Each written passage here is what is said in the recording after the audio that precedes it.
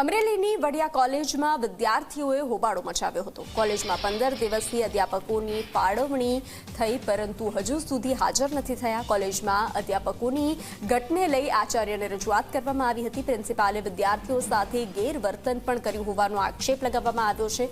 કોલેજમાં રેગ્યુલર અધ્યાપકોની નિમણૂક કરવા વિદ્યાર્થીઓએ માંગ કરી છે, તો હજુ સુધી એક પણ અધ્યાપક હાજર નથી થયા। તેઓની નિમણૂક કરવામાં આવી છે, તેને લઈ વિદ્યાર્થીઓએ રજૂઆત કરી હતી, પરંતુ આચાર્યએ ગેરવર્તન કર્યા હોવાનો પણ આરોપ લગાવવામાં આવી રહ્યો છે। ત્યારે વિદ્યાર્થીઓની માંગ છે, અધ્યાપકની ઘટને લઈ અને વિદ્યાર્થીઓએ માંગ કરી છે। રેગ્યુલર અધ્યાપકોની નિમણૂક કરવા વિદ્યાર્થીઓએ માંગ કરી છે।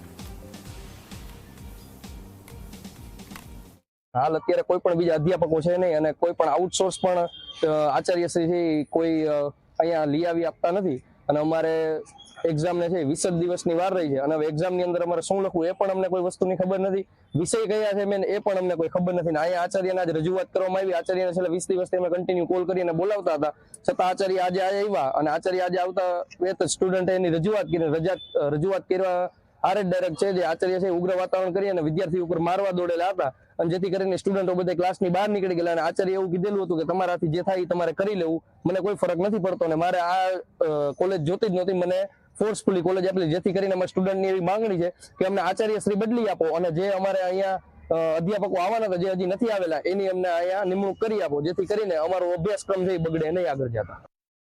સરને કેટલી વખત જાણ કરી કે તમે આવો, પણ સર આવવા તૈયાર નથી, પ્રિન્સિપલ સાહેબ શ્રી, અને છેલ્લા 15 દિવસથી આ શિક્ષકોની ફાળવણી કરી આપવામાં આવી છે પણ હજી સુધી કોઈ હાજર થયેલ નથી। એટલે તે બાબતે અમે જાણ કરવા માંગી છીએ। એટલે પ્રિન્સિપલ સાહેબ શ્રી ઉગ્ર થતા બધા સ્ટુડન્ટો દ્વારા અવવાળો બતાવવામાં